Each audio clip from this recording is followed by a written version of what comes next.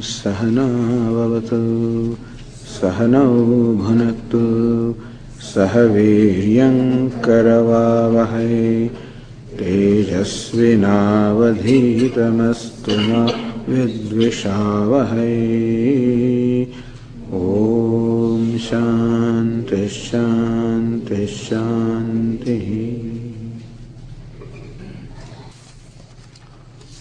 In the 16th chapter, Lord Krishna is giving us a vivid description of the thinking process, of the state of mind, of the actions, and the effect that the actions have on the part of the what we call the people endowed with the demoniac tendencies or hurtful tendencies. So some people are born with predominance of these negative tendencies. And what they do is being described here. The purpose of describing, as we said earlier, is not so much to brand some other people as possessed of this, but that each one of us has some of these traits in some measure or the other, and we should identify them within ourselves and be ready to diffuse them, remove them, eliminate them, because all these tendencies are hurting our own self, which will be clarified further also. Continuing the description, so it was said earlier, the process of thinking of these people, because of greed, idam asti, this is what I have today, bhavishyati, this much I will gain, this much I gain today, this much I will gain in future, this is what I have now, this is what I will have in future. This is all their mind is thinking about. In that process, they have to eliminate competitors. This enemy is destroyed by me today. Rest, all other fellows also, who are nothing but wretched fellows, I will destroy them again. And that way, I am the great Lord, I am the greatest, I have all the means of enjoyment, I am most successful, I am almighty, I am very mighty. Also, I am high born, I am born in noble family, I am possessed of all my friends and supporters. Who is there equal to me in strength and prestige and greatness? At my will, I will perform Vedic rituals, I will give charity, I will enjoy things. In this manner, iti ajnana vimohitaha, thus diversely deluded, meaning that they make themselves believe that they are successful, that they are happy. There is a denial. Very often we simply block many of our feelings. We deny the realities because it is necessary to delude ourselves. Self-delusion, deluding our own self in believing that everything is all right. To avoid confronting sometimes our own problems, our own feelings, we deny them as though they do not exist, and conversely make ourselves believe that I am all right, I am successful. Siddhosmi, I am Siddha, I am successful, I am happy, I am powerful, I am mighty, there is nobody like me. It is not a reality, this is what they think. It's not a reality. The reason why a person is thinking like that is because it is not so. If this was really the case, then you don't have to believe this. But he constantly reminds himself, there is nobody like me. There is a need on his part to believe that konyosti sadrusho maya, who is there in this world equal to me? And I can do anything that I want because I am successful, I am mighty, I am powerful. I have taken care of all my competitors and enemies. I can do anything. This is how a person needs to believe to feel good about himself. Ultimately, everybody has to feel good about themselves. And if I cannot feel good about myself on account of what the reality is, I will deny the reality and create a new reality in my own mind and believe that that is true. This is called moha, self-delusion, deluding myself. So you can see how a great deal of self-denial is going on. A person cannot face himself.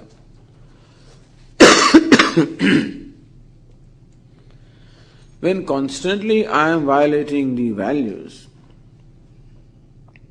in effect I am violating myself and constantly creating conflicts in my own self. And thus constantly creating a sense of dissatisfaction and dislike for my own self. Then to believe that I am all right, I must create a delusion for myself. That this is how the world is. Everybody is like that, Swamiji. I must believe that. Swamiji, there is no honesty anywhere. Nobody can go ahead with honesty. There is no truth anywhere. Everybody is like that. Everybody, everywhere there is corruption. Everywhere there is. This is what they have to believe. To be able to accept themselves. Not that I am not the only one, Swamiji. I am not the only one who does it. Everybody does it. I am not the only one who lies. Everybody lies. Everybody is aggressive. Everybody is angry. Who is not angry?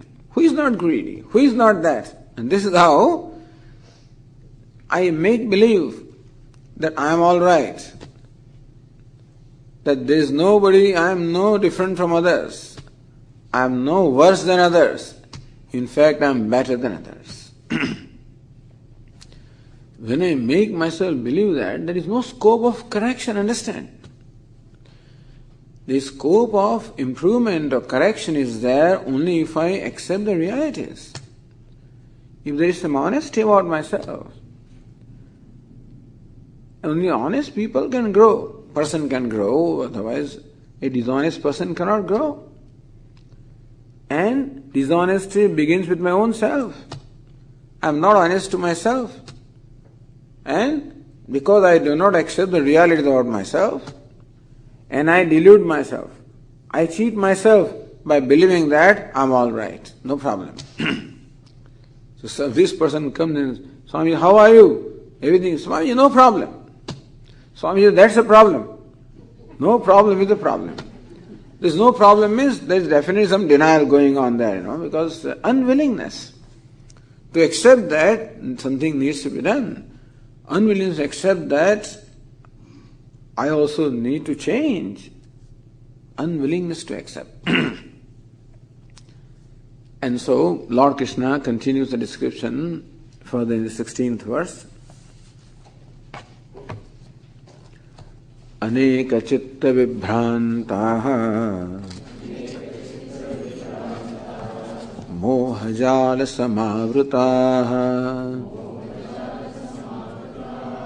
prasaktah kama bhogeshu patanti narakeshu chau. Aneka chitta vibhrantaha, bewildered with numerous thoughts going on. The mind is so active. Thoughts are just, rushing in the mind. And bewildered by all kinds of thoughts going on. Moha jala samavrutaha, caught in the net of delusion, self-delusion. Caught in the net of self-delusion with the mind restless with so much thought. You have to stone that mind. You have to somehow do something with that mind. And therefore you find that with this kind of people, there are going to be vices. All kinds of vices are going to be there, because when you cannot face your mind, you have to quieten the mind. And mind will not be quiet, and therefore you have to do something, take some substances to not quieten it, but to make it dull, to stone it. Somehow keep yourself busy in enjoyments so that prasaktaha kama bhogeshu, engrossed only in the material pleasures, because they're incapable of enjoying any other pleasure. They have lost the vitality of the mind, they have lost the sensitivity to be able to enjoy anything that is of aesthetic value, such as classical music is impossible.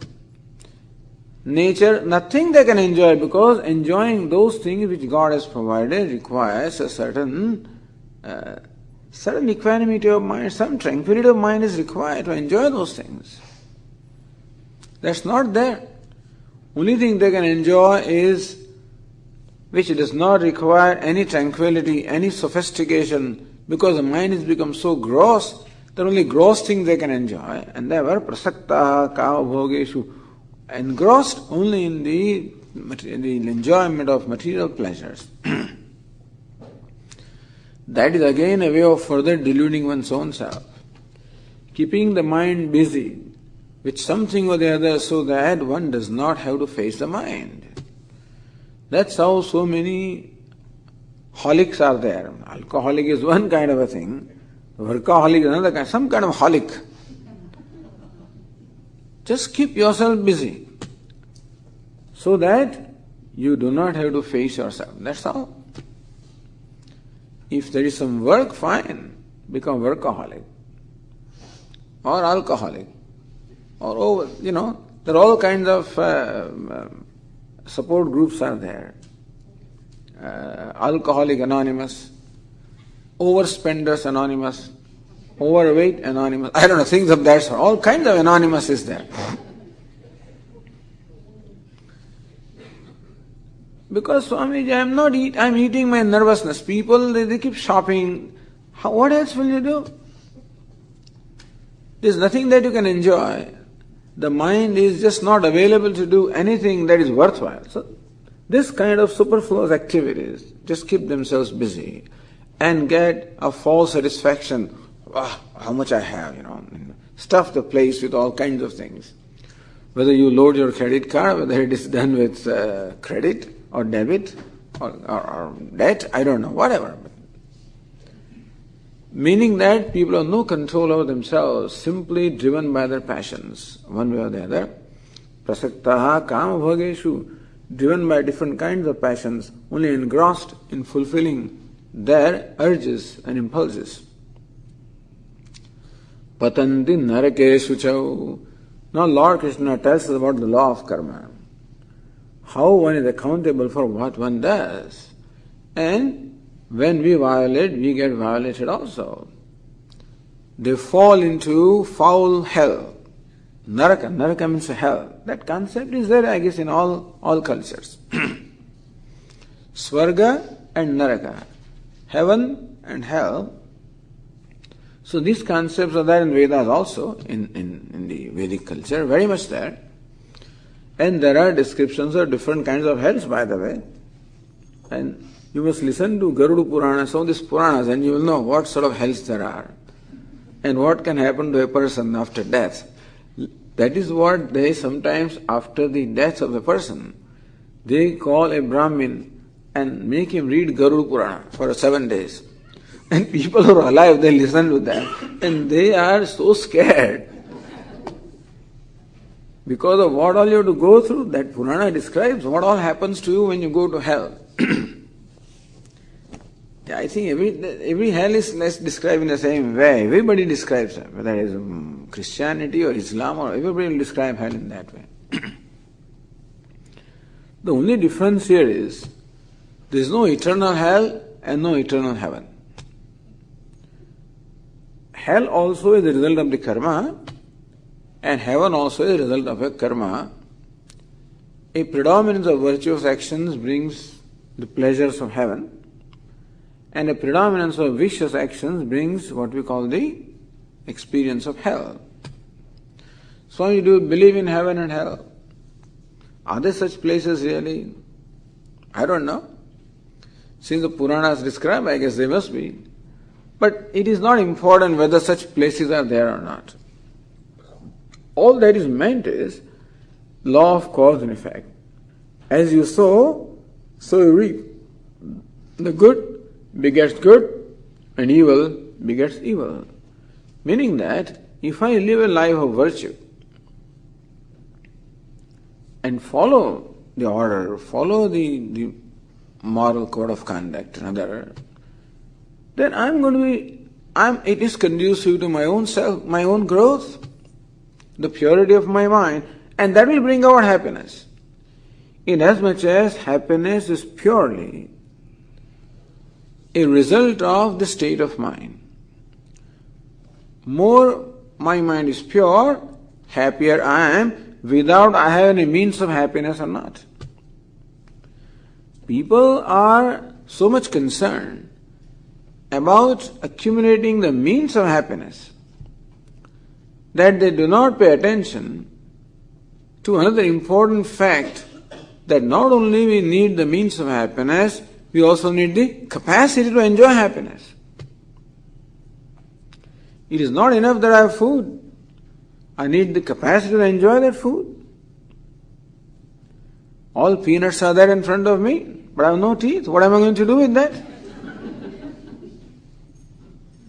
When I had teeth, I had no peanuts. Now that I have peanuts, I have no teeth. Because in the process of earning peanuts, he lost his teeth. In the process of earning peanuts, he lost his teeth. In the process of earning means of happiness, if I lose myself, when I violate the values, I am violating myself, and I am losing the tranquility of my mind, then I am losing the capacity to enjoy those things. So, one thing should be very clear to us, which we will repeat, which I say often. To become wealthy, I require wealth. To become powerful, I require power. To become famous, I require fame. To become happy, what do I require? I just require a mind that enjoys tranquility. Nothing more than that. If I have that, because happiness is only the nature of self. Nothing else has happiness in it. Self, which is consciousness, alone is happy. No inert thing can have happiness.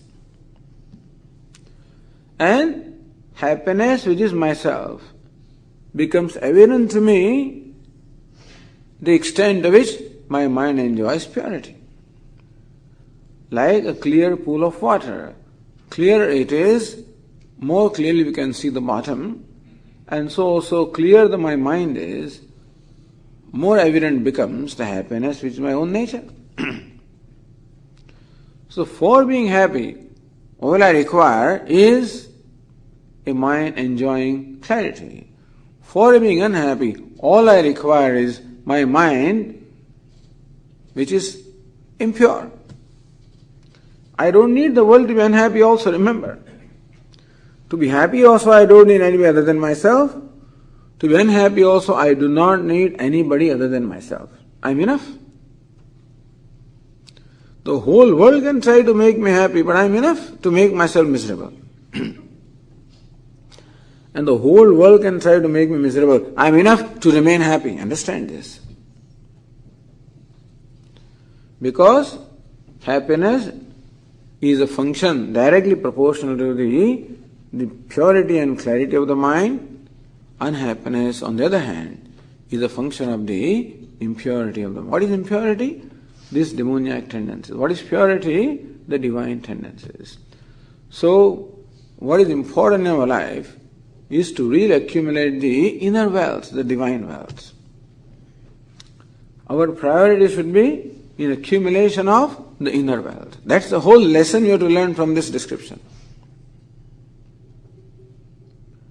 Because more wealthier you are, in terms of your divine tendency, happier you are, more successful you are, Happy in a happiness, freedom, success, all of these mean the same thing.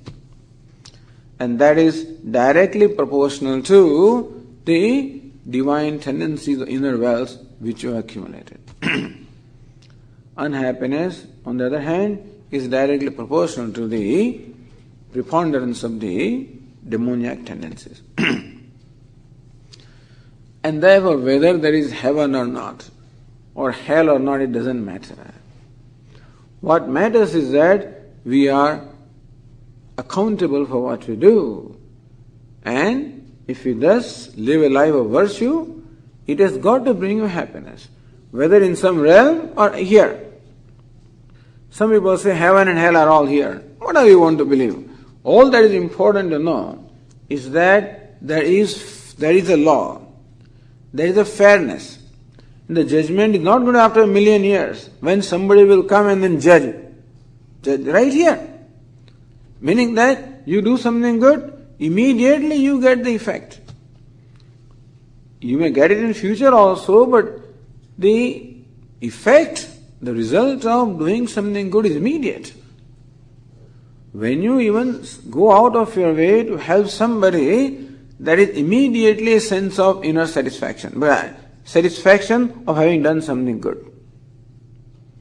When you can control your impulse and do what is right or say what is true, you have a satisfaction that I have done something right.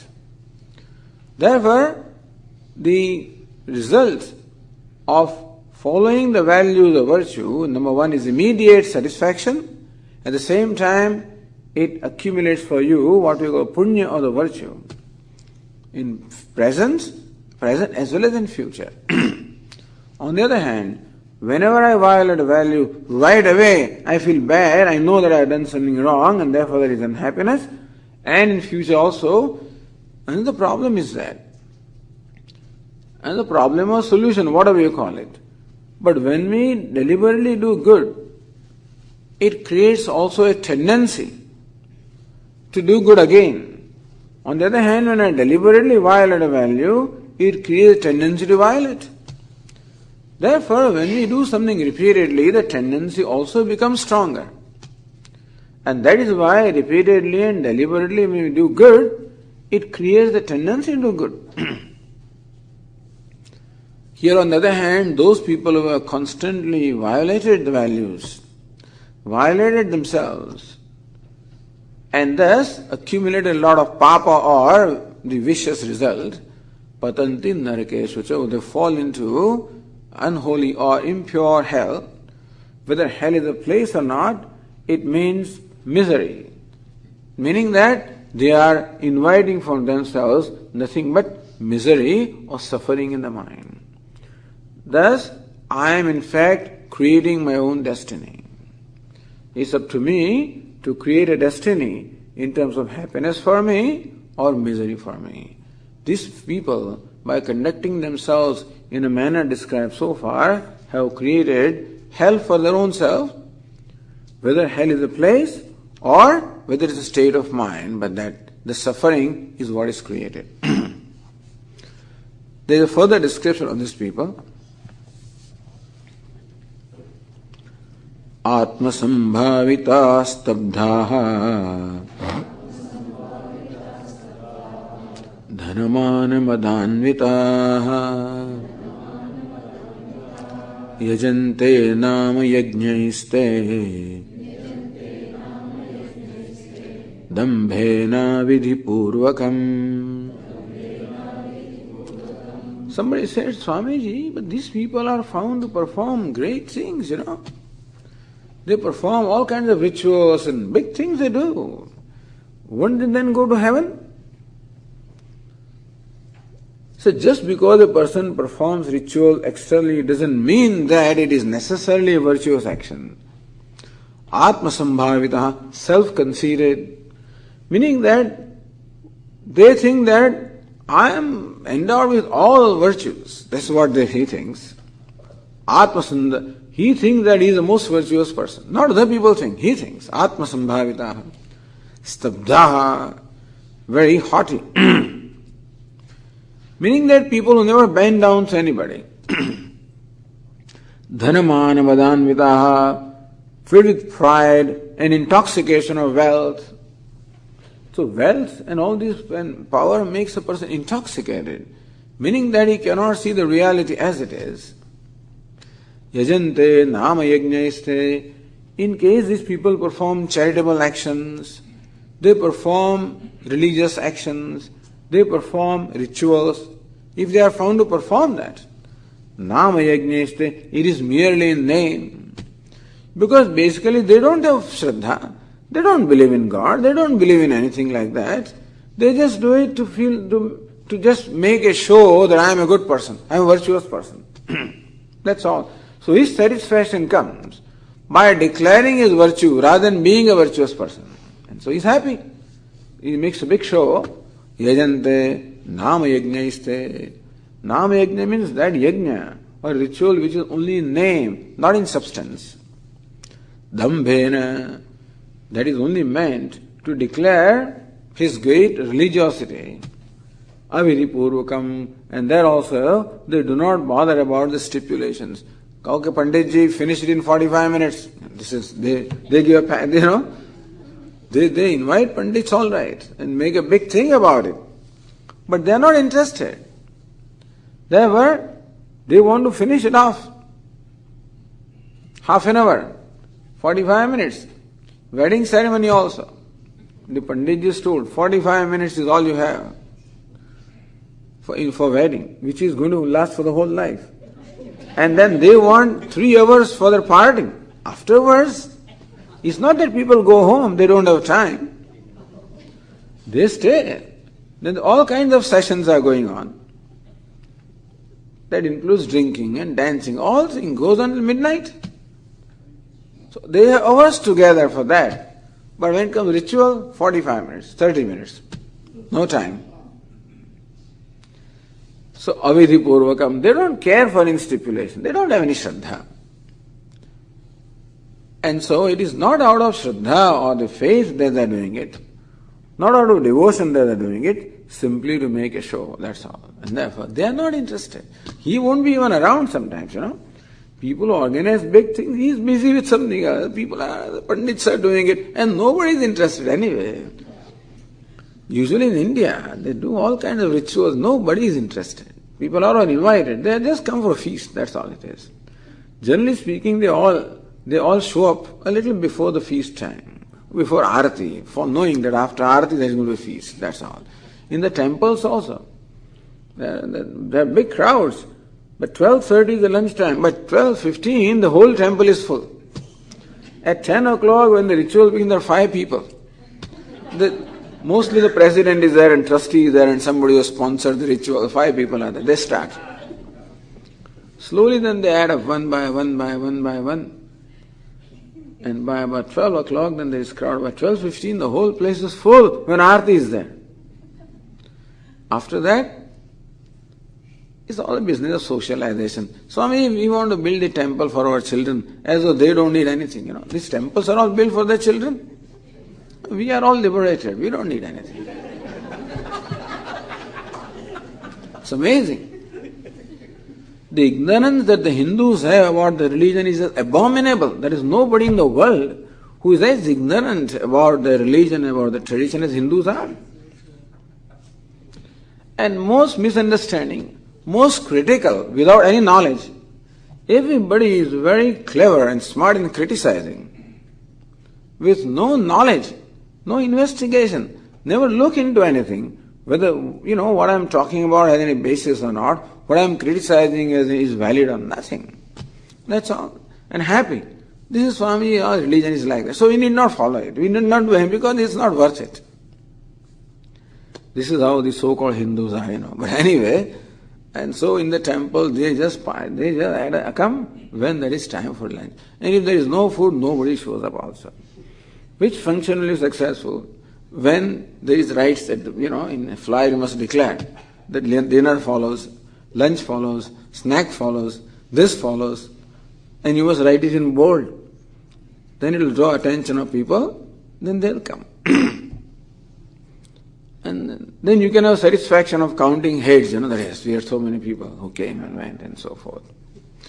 This is how people are, and so, yajante nama yagniste dambhena avidipurvakam. Just to show off that we go to temple. This is socializing, nothing else. While eating the lunch, there is no talk of what went on in ritual or in the discourse, nothing at all. It's altogether a different thing. There is no connection. Dambhena avidipurvakam. No stipulations. What is all? Most criticism is of rituals. The Hinduism is all rituals. Because it takes time, that's all, You want to finish it off? So that dinner can come early. These rituals are so long that you have to wait so long. And youngsters also always criticize rituals. This Hinduism means rituals. But they don't mind the rituals in terms of 6-course dinner, that's a big ritual. A dinner can take 2 hours, that is no problem. This ritual in the temple takes 1 hour, so long, finish it off. When you go for shopping, that's a ritual. That can take 3 hours to select a suit and select some cloth and select this material and that paint and this thing and this shade. It can take any amount of investigation. Everything is fine. That's not a ritual. This is a ritual. And so, everybody has their own priority as to what is important, what is not important. But the thing is, this is not a description of somebody else, by the way. We satisfied that this is all Lord Krishna is describing some fellows. But as I said, we may need to look at our own self and see what part of these things are in us also. I'm not saying that you have to like rituals. All I'm saying is, what are the priorities? Swamiji, I'm retired, what is this, all rituals, I've given up everything. That's good. What are you doing? Watching TV. So you give up this thing, do what? People renounce. I'm a renunciate, I renounce all things, all rituals. But then what are you doing?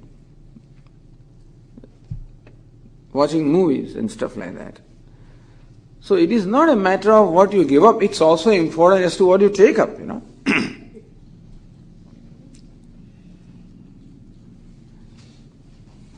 And so the description continues here.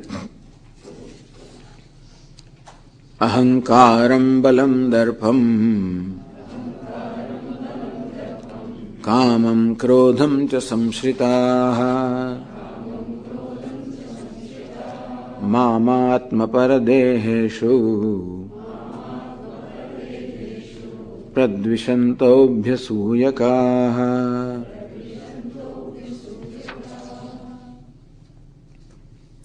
Samshritaha, they have resorted to, they have surrendered to ahankaram, pride, balam. Balam means the strength, but strength coming from what? Strength coming from lust and anger, that kind of strength. Darpam, arrogance, kamam, desire and lust, krodham, anger. So these are the predominant, this is the demoniac tendency. They have resorted to this. In fact, they are controlled by this. It's not that they have resorted to this. These tendencies control them. As a result, as Lord Krishna said earlier, their actions are going to be violent actions. It's going to hurt others and going to hurt themselves. So Lord Krishna says, Mamatma paradeheshu pradvishantaha. Lord Krishna says, I am the self of all. Ultimately, Narayana, Lord, is the self of everybody, whether divine or demoniac. God is the self of everybody. And so, when I hurt somebody, ultimately I am hurting the self, which is none other than Ishvara.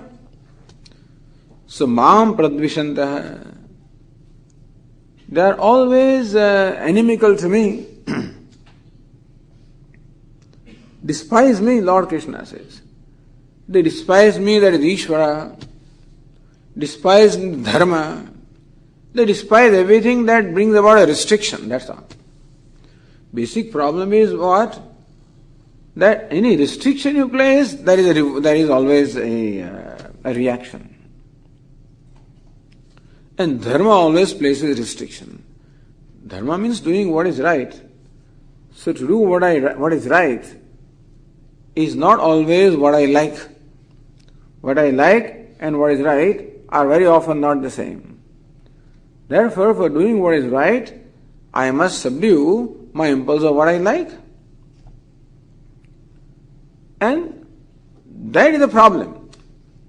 I do not want to subdue my impulse. I want to do what my impulse tells me to do. That is called freedom. So usually freedom is interpreted as the license to do what I want. That's freedom.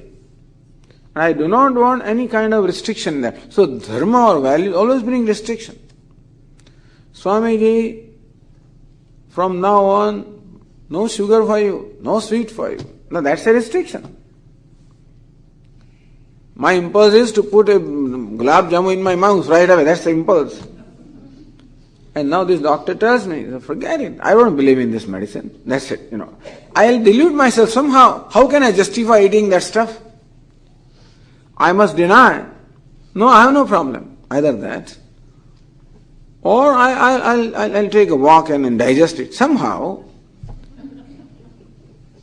Or I think the lab must have made a mistake, These results are not right.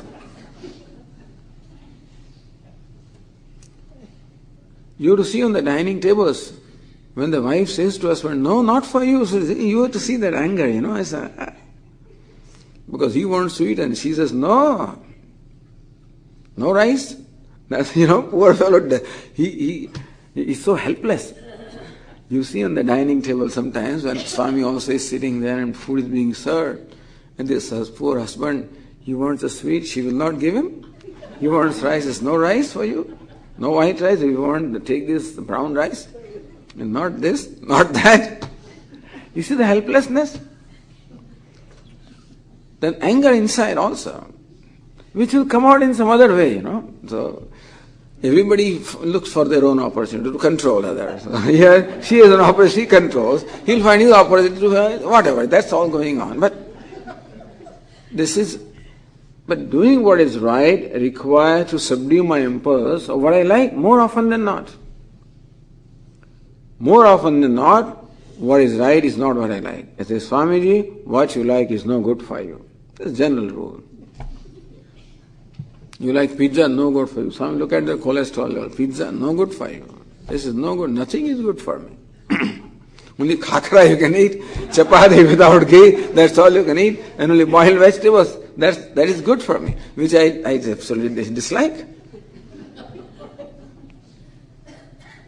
This is our food, but for everything. Because we like spicy things everywhere, and spices are no good for us. What is bland is healthy for us, and bland things we don't like. Spicy music, everything spicy. Even fiction also spicy fiction. Spicy music, spicy TV shows, spicy movies, spicy friends, everything spicy. I think they're too bland. Sattvic is too bland. So Rajas and Tamas. So that is the impulse. To do what is right, these impulses have to be controlled, and they don't want that. Therefore, they will revolt against whoever puts that rule. If you think Ishvara has made this rule, forget him. They despise Ishvara also, despise any rule, despise any dharma. Therefore, pradvish mam pradvishantaha. Lord Krishna says they despise me. And ultimately they hurt me also, because when they perform these violent actions, they hurt other people, and I am the self of the person. And they hurt themselves also, I am their self also. Mam atma paradeheshu pradvishantaha. I, who is the self of others and their own self, they are despising me, hurting me. Abhyasuvekaha, envious by nature, always finding fault. Somebody asked a question, don't they have gurus? Don't they have somebody to guide them? Provided they respect anybody. And so, no, they don't. In fact, whenever they find anybody following a life of virtue, they react. So this is all damba, Swami. This is all show business. When they find somebody who is doing something good, they think this is all show. This is all hypocrisy. meaning that they are bent upon finding fault where there is virtue. And they delude themselves in believing that there is no virtue anywhere.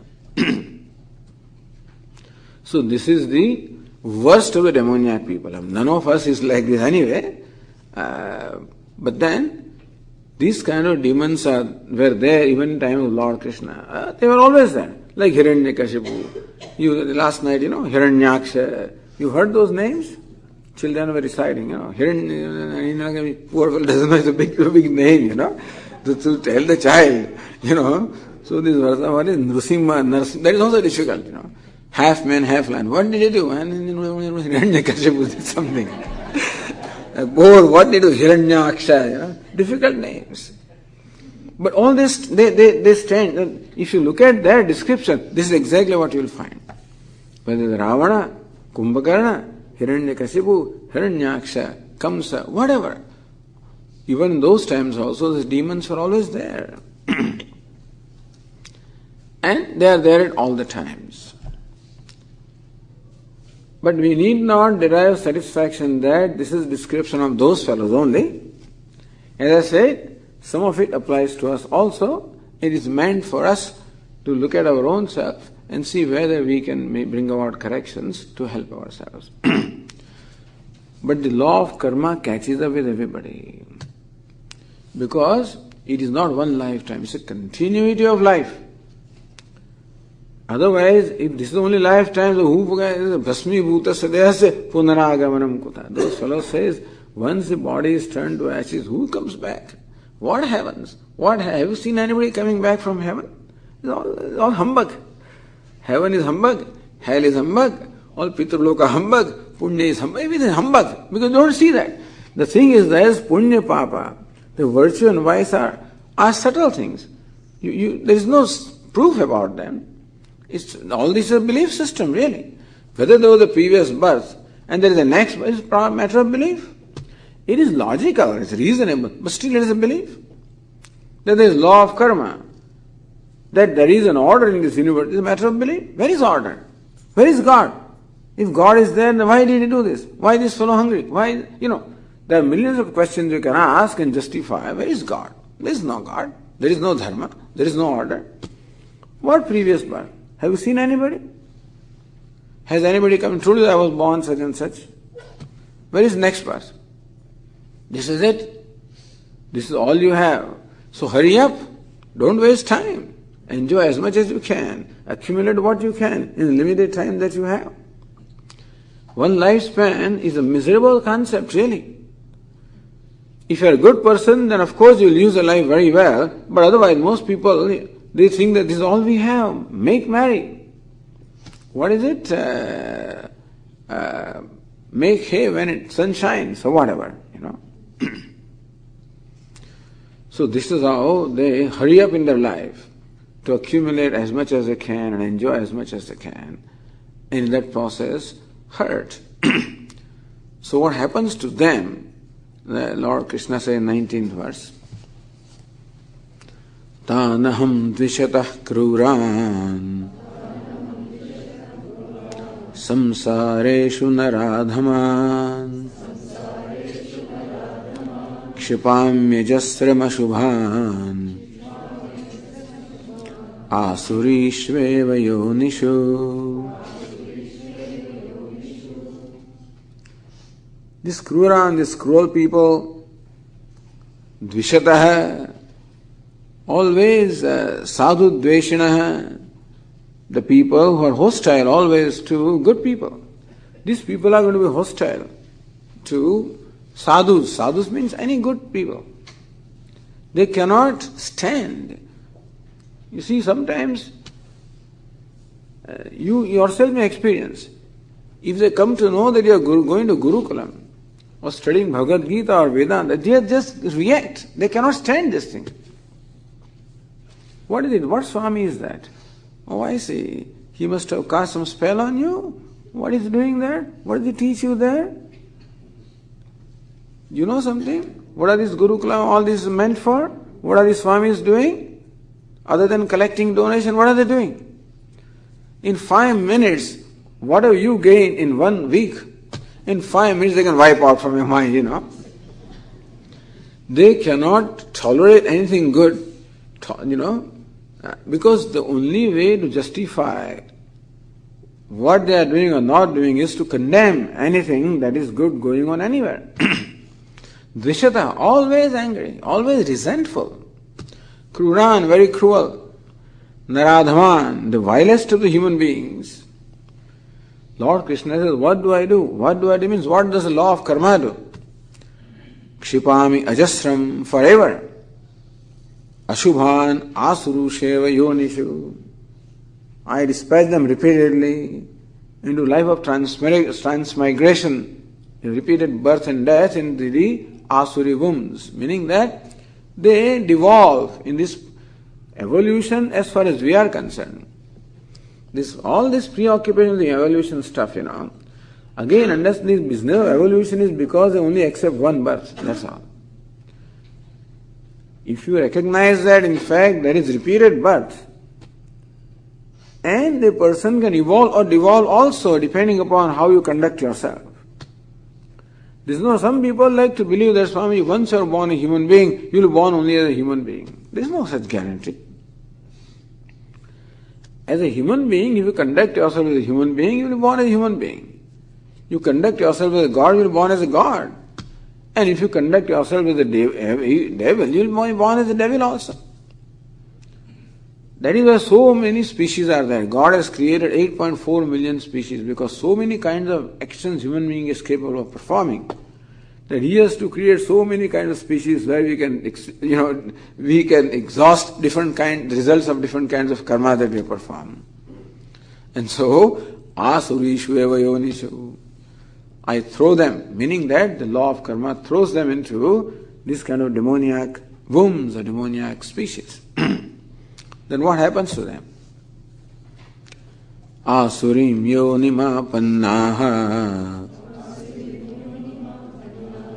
mudha janmani janmani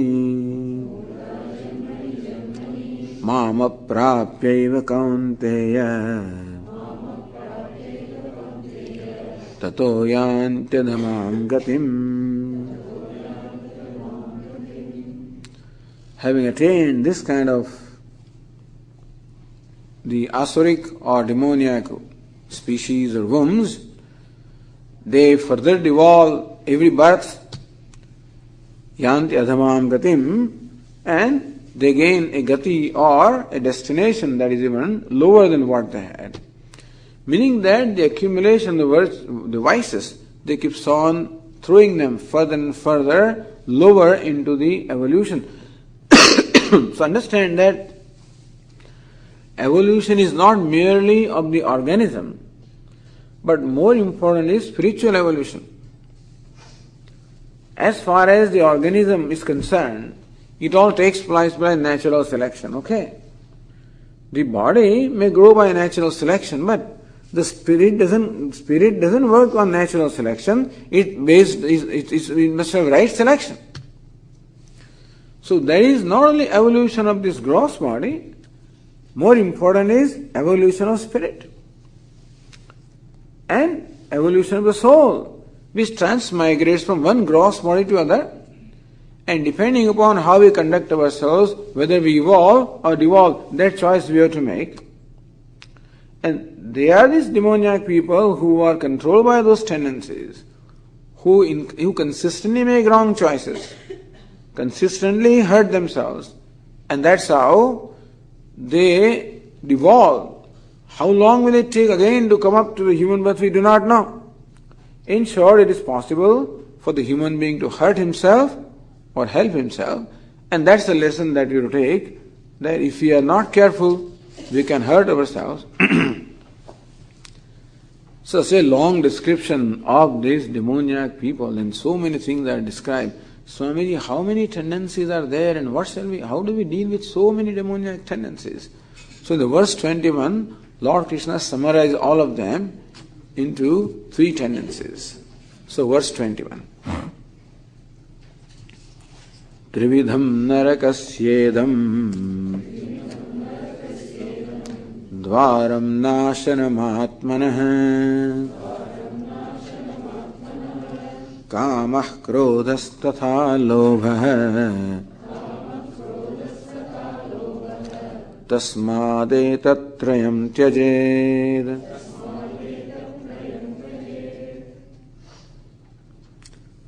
Idam trividam narakasya dvaram. This threefold gate is the gateway to hell. What is it? Kamaha, Krodha, Tatha Lobha. All the demoniac tendencies are now reduced to three that we can understand. Kamaha, Krodha, Lobha. What is Kama? Kama is the tendency to indulge. Kama can be translated as a desire, but a desire itself is not so much damaging. But when a desire grows to a point when I am controlled by my desire, Kama is not just desire, but a strong desire which makes me helpless, meaning that the desire arises and I am obliged to fulfill the desire. That is what is called Kama, a binding desire. As long as I can manage my desire, it's okay. But when the desire is so strong that I cannot manage the desire, I am managed by my desire. This is called Kama. So a desire that is binding desire, or desire that manages me, which results into Krodha, anger. Whenever such a desire is not fulfilled, then it results into anger.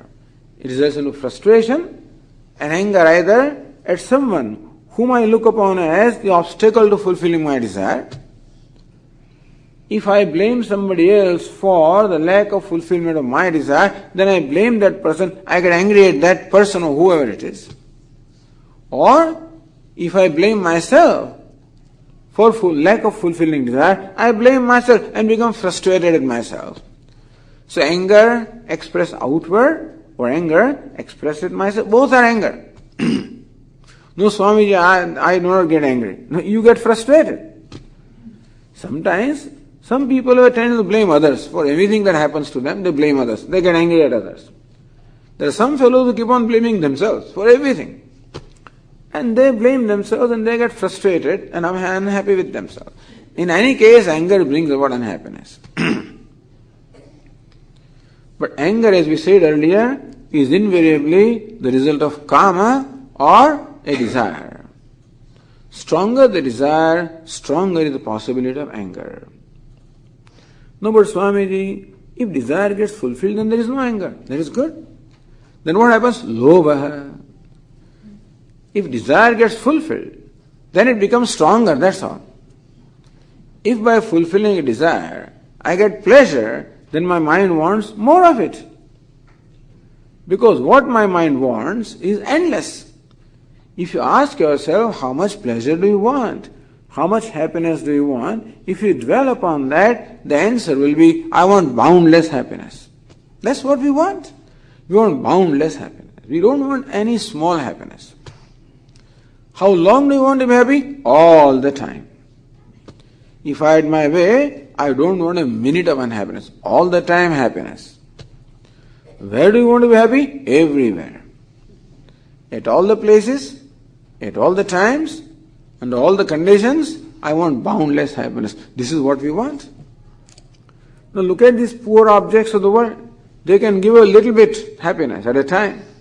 Like a man who is hungry, you give him a little bit, he becomes hungrier. That's what they say. If a fellow is very hungry, give him little food, that only incites more hunger. And so also, all that the sense gratification, the pleasure that can give me is limited. And therefore, I am not satiated. In fact, my desire for pleasure becomes stronger. So we find that desires, as they are fulfilled, give rise to more desires because I am never satisfied with what I have because my want is limitlessness. Therefore, a desire fulfilled gives rise to lobha or greed, and desires unfulfilled give rise to krodha or anger. So both greed as well as anger are the results of kama or desire. So kamaha, krodha, tatha lobha. In fact, Lord Krishna says three, but they are one. Kama alone becomes krodha and kama alone becomes lobha. But how do we know that kama is there? When anger arises, we must know that desires are there. When greed arises, we should know that desire is there. This is narakasya dwaram. Lord Krishna says this is the gateway to hell, meaning that this is cause of all our suffering. All this sorrow or suffering in life can be traced to kama, krodha and lobha. In the world also, all the miseries that is there in the world, a common complaint, Swamiji, why there is so much suffering and pain in the world? There is a cause is kama, krodha and lobha. You find a fourth cause and tell me. All the corruption that we find, all the dishonesty we find, even the highest circles of money as well as power and everywhere, is because of lobha, because of greed, meaning that dissatisfaction with what one has. Na vittena tarpaniyo manushya. By wealth or name, fame or power, nobody can be satisfied. More you get, more you want. That's amazing arithmetic or algebra of this wealth. Usually when you get more, you want less, but here more you get, more you want. Artham anartham, Shankaracharya says, Artham anartham, bhavaya nityam. Artha means wealth, and artha also means that which is useful. But artha is anartham. All this wealth, etc., if you depend upon them, if you look upon them as the means of a success and happiness, it will bring all anartha, all only suffering. So therefore, all corruption and dishonesty is due to lobha or greed anywhere. Otherwise, why all these big people who are billionaires? And why do they have to embezzle and swindle? We don't know. Nothing but greed. Not satisfied with, I don't know, what will they do with that money? Already $3 billion are there, He has already a house which is $75 million. He has a boat which is $2 million. He has a car which is, I don't know how many $100,000. What is it? He has how many cars and how many boats? What are you going to do with that? How many things will you eat? His freezer is loaded for 6 months and refrigerator is loaded for 5 months and this is loaded and then what a big stomach you have. How many cars will you ride together anyway? And how many boats will you ride? There are 6 houses. 3 houses on the beach and 1 house is there. And where will you live? That's all. Satisfaction that I possess this. By the time he possesses, he is incapable of enjoying anything, By the time he has lost all his vitality. But the satisfaction of this possession. This is all lobha. All the cruelty in the world is out of krodha, anger. And all violations of all disrespect that we show to others is due to kama or lust. So lust, anger and greed. These are the causes for all the misery in the world. Nothing else. God has not created this. We have created. The misery is created by human being by submitting himself to kama, krodha or lobha. You can blame God, of course, that God has created this world and created misery, but look at the history of any misery. Anywhere, any suffering by any living being, not only human beings, whether they are forests, there are animals, wherever any suffering is there, the source will be kama, krodha or lobha in a human being.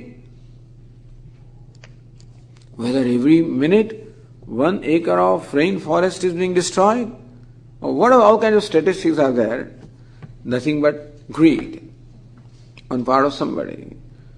Every day, so many people are blasted and bombed and killed, all krodha, anger. Some people are raped, kama, lust.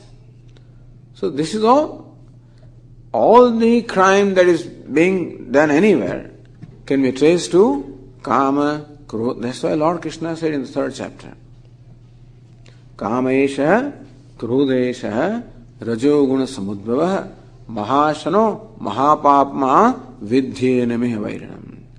Mahashanaha, its hunger is insatiable, more you try to satiate this kama, krodha, lobha, more demanding they become. Each one of them is like fire. Mahapapma, all the papa, all the sins, or all the violations are due to this. Viddhinam hevairinam. Here you understand that this is your enemy number one. It is that enemy that we have to conquer, for which all this discussion is. Nashanam atmanaha. Lord Krishna says they are self-ruining. Whenever we submit ourselves to either kama or krodha or lobha, we are only bringing about our own ruin. Tasmad etat trayam tajet. Therefore, here Arjuna, give up these three. Then all other rest, all demoniac tendencies will be given up when we give up these three, kama, krodha and lobha. Suppose I give them up, what will happen? Next verse tells us that. Etair vimuktah kaunteya tamodvarais tribhirnaraha आचरत्यात्मनः श्रेयः ततो याति परां गतिम्. He Kaunteya, itahi vimuktah. One is free from this three-way gateway to hell.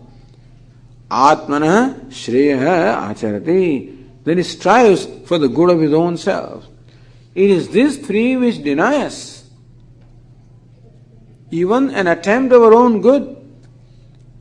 When we are controlled by these three, all we do is just hurt ourselves, ruin ourselves.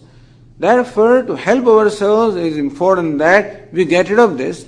Then alone a person can help him strive for good of his own self. Tato yati param gatim. As a result, he attains the highest end. To evolve spiritually and attain really the goal of our life, it is important that we get rid of these three enemies, kama, krodha and lobha. So Swami, that you did not tell us, how do we do this? What do I do? When kama arises in me, when there is a desire, when there is an impulse to indulge, what do I do? When there is anger, what do I do? When there is greed, what do I do? With these questions, these three kinds of people went to the Creator. A story is being told in the Upanishad that with these questions, three progenies of Prajapati, the gods, the demons and the humans.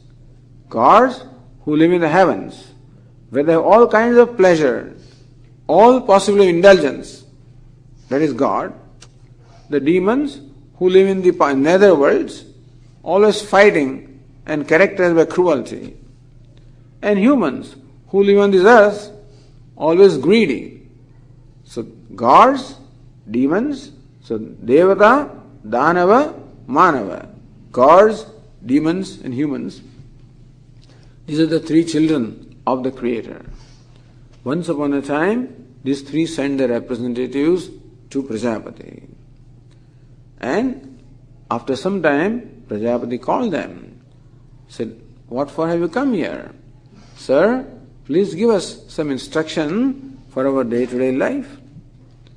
So first, Prajapati addressed the Devatas. He called them. What's the instruction? The. One letter is being told, the. Do you follow what I said? Yes, sir, you said the. What does it mean? Damyata. Control yourself. Because Devatas in their life, all there is indulgence. Well, plenty. When there is affluence and things are available easily, there is a tendency to indulge. When we did not have anything in India, very little, where will you indulge? If hungry, that's all, you can eat some khakara. And that's all, when you come home from school, all you eat is the leftover rice or something like that, that's all. Next morning also, a rice that is soaked in buttermilk or something, or whatever.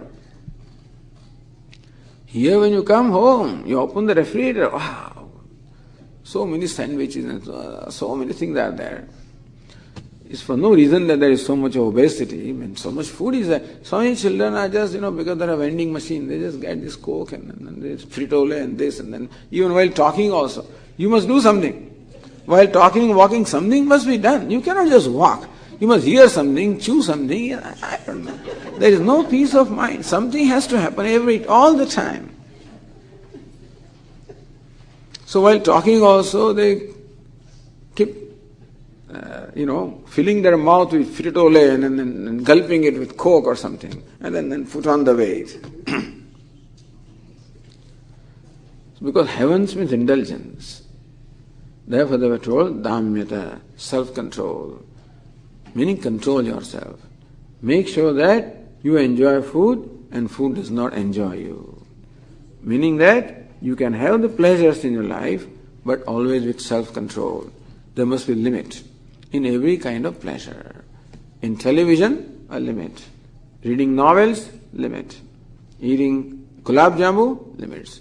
Eating pizza, limits. Anything, whether it's clothes, cars, whatever. Always draw your boundaries. This much, even then the mind says, I want more. Put a stop. Swamiji, thank you, I have put a limit, 25 gulab jamus, No, not that kind of limit. The limit is keeping in mind my own well-being. Ultimately, everything is done for our happiness. And so, what is conducive to my health? What is conducive to my physical health, my emotional health, my spiritual wealth? Keeping all of those in mind, draw the boundaries, decide the priorities. And whenever the mind shows a tendency to indulge, we control that tendency to indulge, called karma, by dhamma or by self-control. So control of self or discipline, it is called. It is not called suppression, it is called discipline. When we do it deliberately, with a value, with an understanding, it is called discipline. If you do it helplessly, it is called suppression. If you don't get it, your friend is eating it, and you don't get it, I don't want it. That's a different thing. I don't want it because I can't have it anyway. Not suppression, but a self-imposed discipline because I have a value for self-control, a value for my mental health, my physical health. That is why Dhamma, self-control. Then the demons were called. They were also given instruction. That means dayadvam, have daya.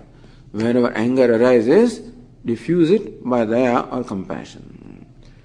Remind yourself, when the anger arises, remind your mind, come on mind, have daya, have compassion, be kind to that person. No, nobody deserves it, he has done this, hit him. That's what the mind says. And you tell the mind, no, that's all right, be kind to that person. He has done that, okay.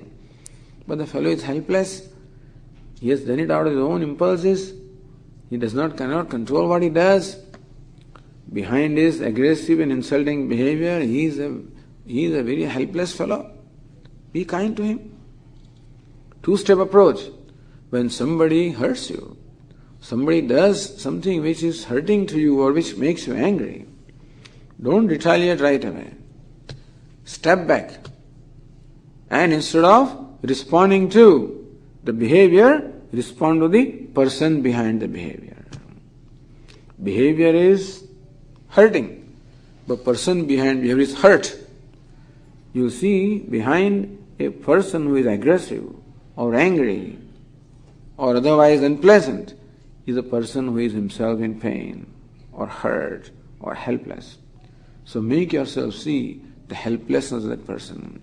That's how the sympathy will be aroused and you will be able to display kindness to that person. This anger is diffused by kindness. How does kindness come?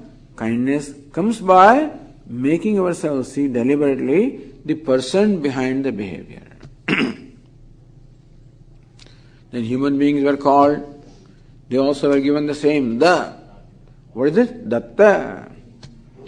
Because human mind is characterized by greed, never satisfied with what it has, and never part with what is. Two things. Greed has two aspects.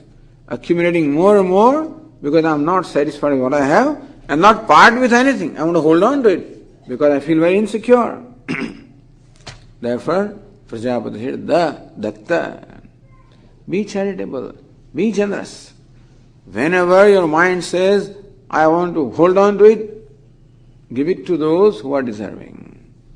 So and the. Dama, Daya, Danam. Or in English, see. See, control of the self to control indulgence. C is compassion to control the anger. C is charity to control the greed. Kamaha, krodhaha, lobha. Indulgence, anger, greed. Control, compassion, charity. Or Dama, Daya, Danam. One letter. So make it so simple. Just remember one letter, either in Sanskrit or English, either the or C. And every day you remind yourself and follow it, because submitting ourselves to either kama or krodha or lobha is ruining our own self.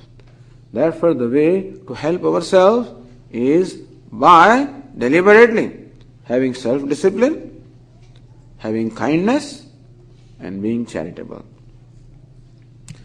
Acharati atmanashreyah. That's how then a person in fact strives for his own good. Tato yati param gatim. Those fellow go to adhamam gatim. They go to the lower and lower birth. This fellow goes to higher and higher. He evolves into a higher and higher levels. Of course, for this, you have to follow what is right and not what you like. That's what Lord Krishna says next. Yashastra vidhimutsrujya vartate kamakaratah nasa siddhimavapnoti na sukham na param gatim.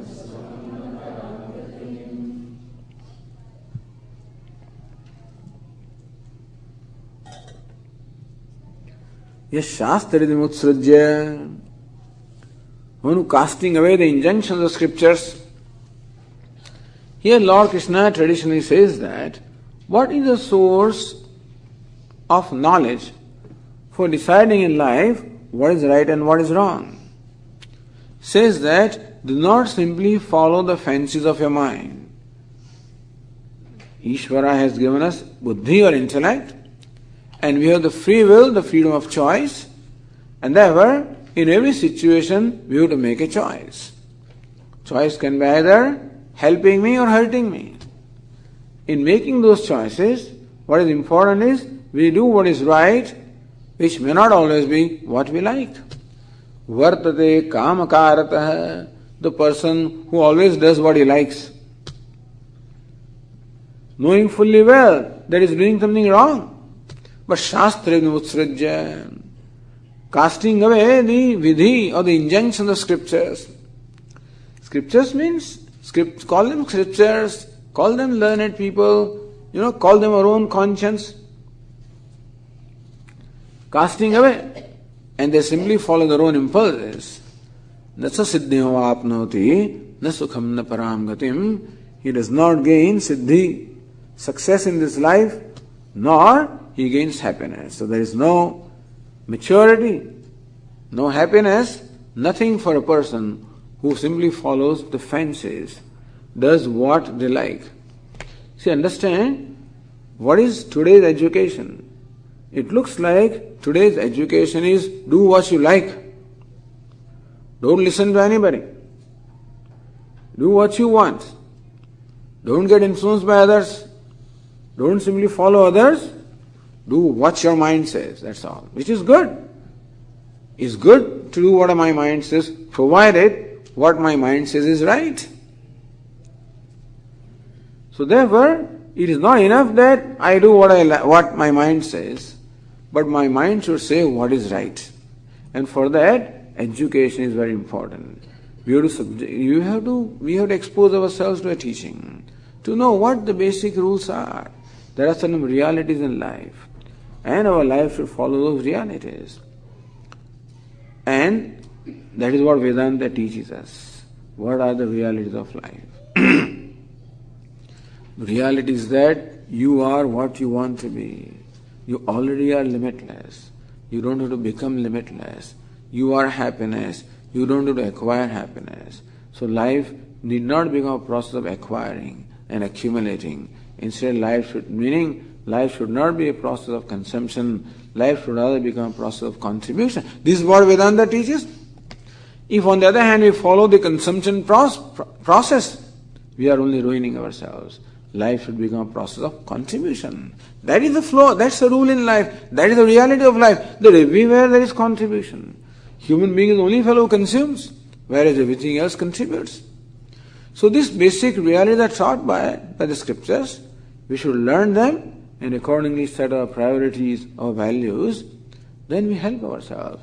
On the other hand, because of either disregard of the scriptures or disrespect of the scriptures and too much regard to one's own thinking, too much regard to one's own intellect and wisdom, it's quite possible that people may follow what the fancies say, in which case they waste the opportunity that a human embodiment brings to them. The life is meant to be a process of gaining maturity, which is a result which brings about happiness, which will bring about the ultimate goal in our life. None of that is accomplished if we cast away the teaching of the scriptures and simply follow our fancies. And therefore, the last verse says, Tasmat Shastram Pramanam Te Karya Vyavasthita Jnatva Shastra Vidhanoktam Karma Kartumiharhasi. Tasmat Karya Vyavasthita. In deciding what is karyam, what should be done, what is akaryam, what should not be done. That's all. Every situation we have to make a choice. What to do and what not to do. What to do which will be beneficial to me. What to avoid which will be hurtful to me. This is the choice we have to make in every situation. For that, Shastram Pramanam Te. Here, Arjuna, Shastra or scripture should become your guideline, not your fancy. Kama karta, not your vasanas, not your fancies, not your tendencies, not your figment of imagination that should govern your life. It is by scriptures we mean, as we said just earlier, that what scripture such as Vedanta does is simply tells us what are the realities of life. What are the basic rules of life? You should know those rules. Just as before driving on the road, you should know what are the rules of driving. Before doing anything, we should know the rules. Before traveling by aeroplane, you should know what the rules are. You reach the airport 1 hour before the departure time. Rule. In a small airport. I followed that rule going to San Francisco. Just so sorry. Because there the rule is reach there 1.5, 2 hours before. They stop checking your thing 45 minutes before departure time. You must know the rules, otherwise you'll come home. And in doing anything, we should know the rules. In living life, we should know the rules. In fact, when you buy a small little machine or a gadget, there is always an operating manual that comes with it. And you better follow the operating manual, or you mess up the whole thing. And see, similarly also, there is an operating manual for life. I don't know how people live their life without any operating manual. They just do things, that's all. No, Swami, everybody does it, so what? That's not the criterion. Like the sheep also follow, one behind the other. If the leading sheep falls into the pit, the following fellow also falls into the pit and jumps back. Never think that it can avoid the pit. And simply, therefore, just because other people do is not the criterion. Criterion is what is right and what is wrong. There is something right and something wrong in our life. And that will learn from Shastra, from scriptures, from Vedanta. Therefore, hey Arjuna, in making decisions or choices about what should be done, what is not to be done, let Shastra, the scriptural teaching from a competent source, let that be your guideline. Jnatva Shastra Vidhanoktam. Yes, Swamiji, I have studied Bhagavad Gītā. I have studied everything. That's the first step. Jnatva Shastra Vidhanoktam. First of all, understanding what the scriptures teach us.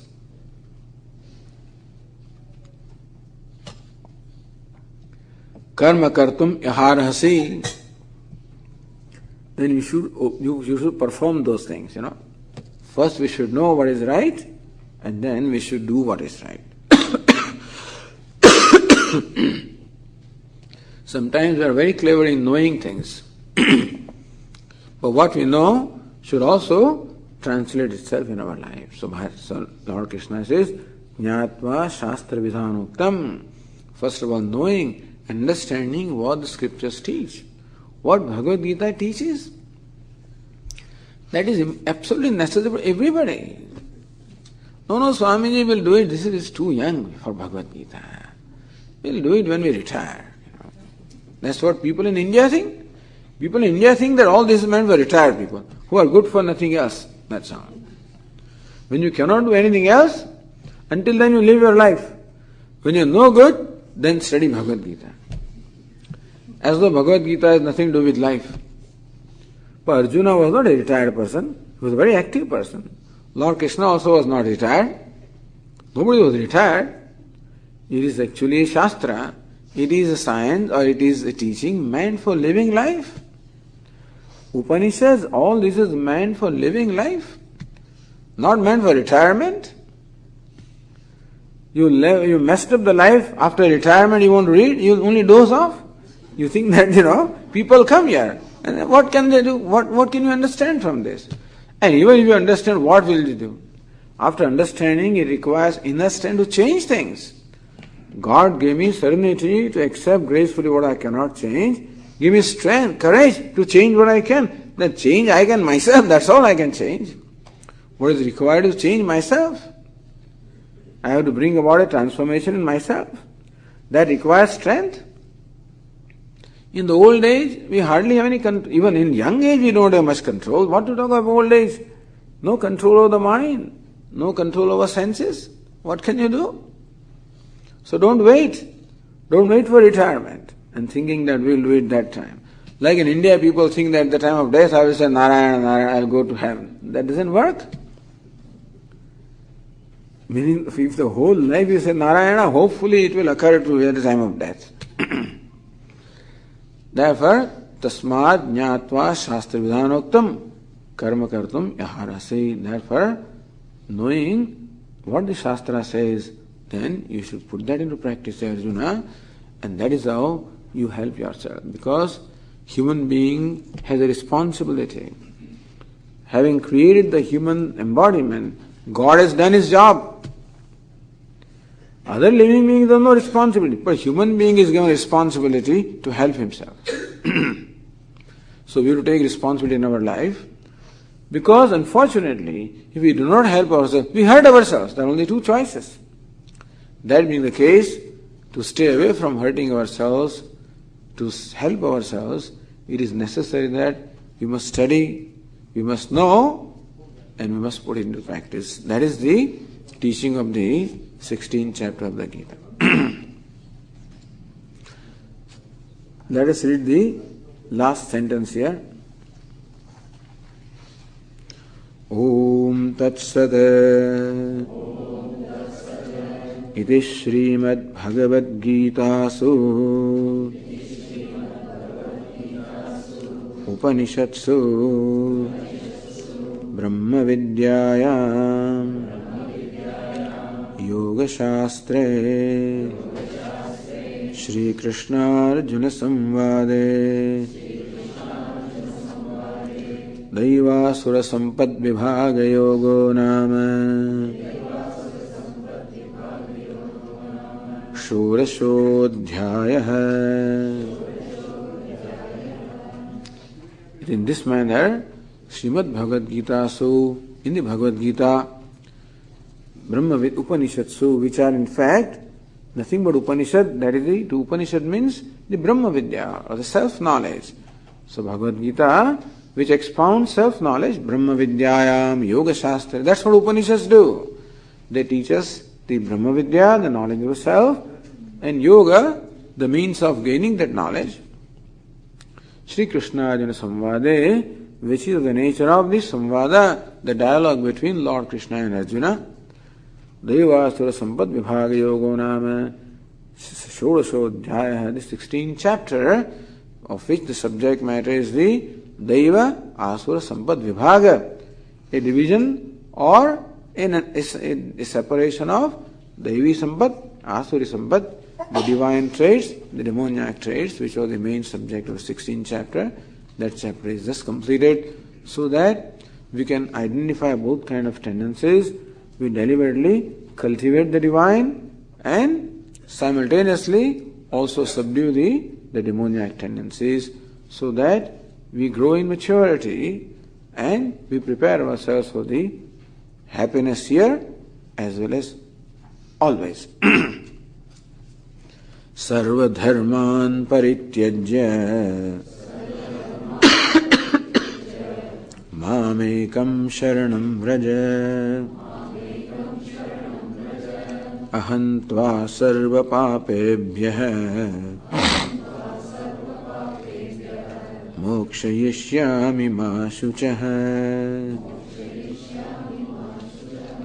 Hari Om.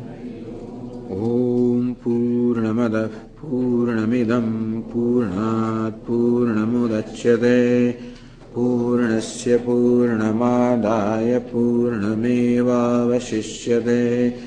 Om Shanti Shanti Shanti.